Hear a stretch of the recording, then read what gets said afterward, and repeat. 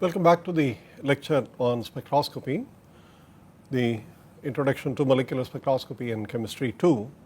This is a very short lecture on an important quantitative law known as the Beer-Lambert law, which is used to study the fluorescence properties and also determine concentrations of compounds which show fluorescence characteristics in samples.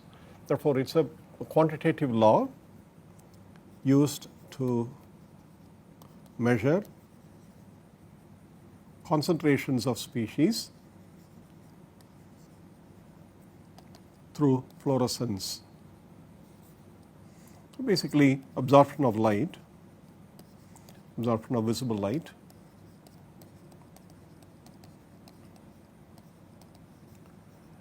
and I shall just write down the law in a simple form. We will see more of it when we study electronic spectroscopy with some applications and properties of molecules and so on. In a very simple and elementary form, the Beer-Lambert law goes like this. Suppose we have light falling on a sample tube containing the sample, and let the concentration be C moles per liter, and let the length of the spectroscopic cell, the spectrophotometer, the cell with which we use to measure the absorption and also take the spectrum. This is the cell of length, say L centimeters. It's usually 1 centimeter or even less than that. And if light with a certain initial intensity I0, visible light, falls on the sample and light with the intensity IF is emitted, obviously IF is less than I0. Okay. That means that the sample has absorbed some light, and this phenomenon for certain small concentrations and reasonably low intensities of light absorptions, small concentration C, like millimoles per liter kind of concentrations or even less. Okay. Typical example. Okay. And then for light of moderate intensity,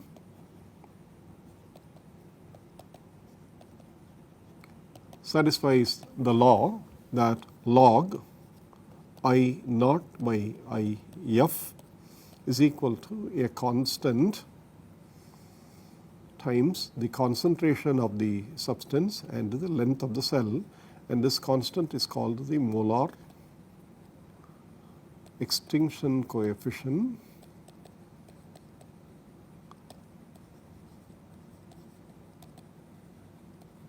or molar absorption coefficient,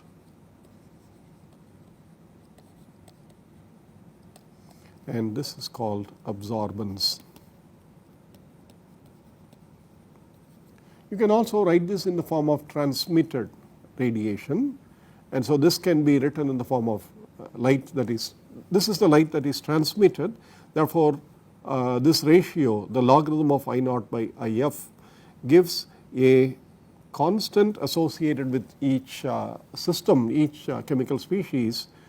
And one important thing is that this epsilon is actually a function of the wavelength of light, lambda being the wavelength.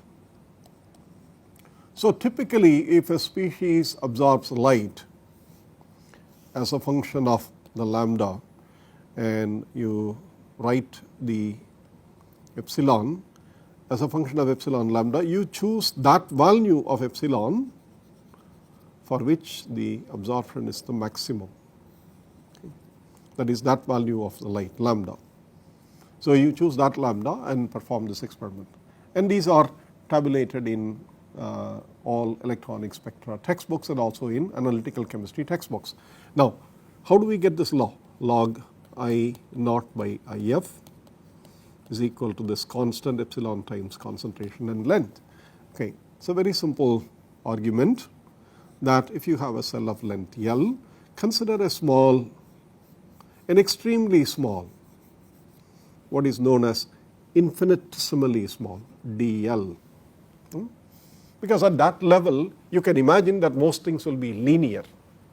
If there is an absorption, that absorption will be roughly proportional to the concentration in that region, and the absorption, I mean if there is more species, obviously there will be more absorption. That linear law can be obtained from starting with this kind of infinitesimals.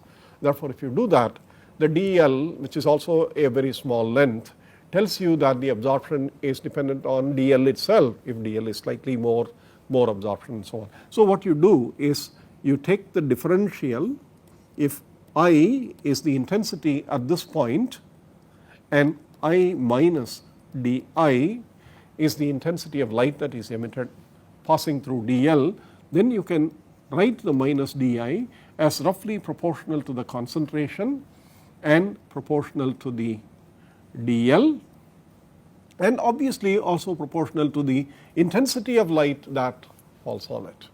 Therefore, if you write this, the linear law simply gives you minus di is some constant which I will write as say kappa, okay, some k times c times dl times I, and so you can write minus di by I is a kappa, a constant c dl.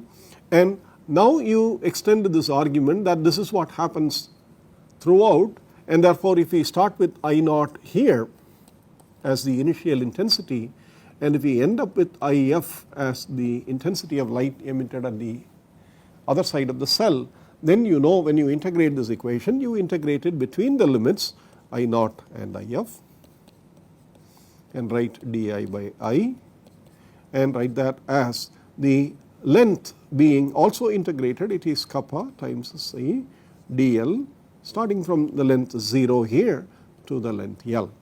So this gives you immediately ln I between the limits I naught and IF is kappa c L between the limits 0 and L, and therefore you know immediately that you get ln I naught by IF is kappa times c times L, and ln is of course 2.303 times logarithm to the base 10 of I naught by IF, and that is equal to kappa times CL, and so you write logarithm of to the base 10 I naught by IF is equal to kappa by 2.303, which is again a constant, times CL, and this is what is called the epsilon or the molar extinction coefficient.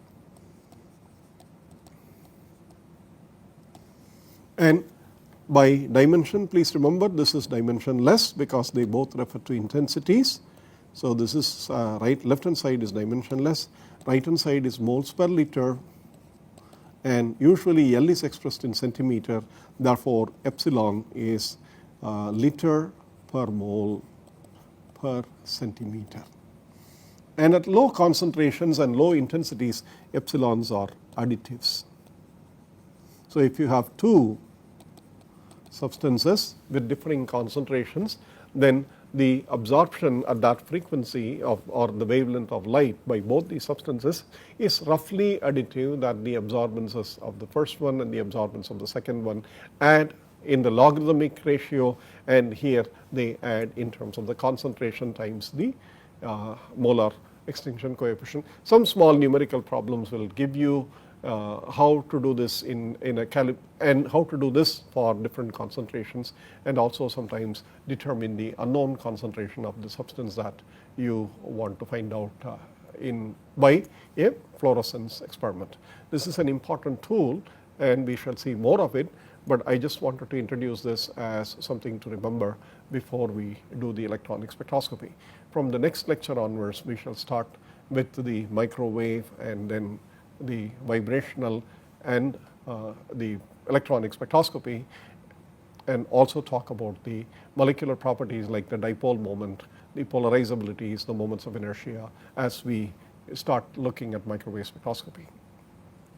There will be some numerical problems given on this in some of your assignments, okay, to make you familiar with some of these elementary concepts. Okay. We will continue this with the subsequent lectures on rotational spectroscopy. Until then, thank you very much.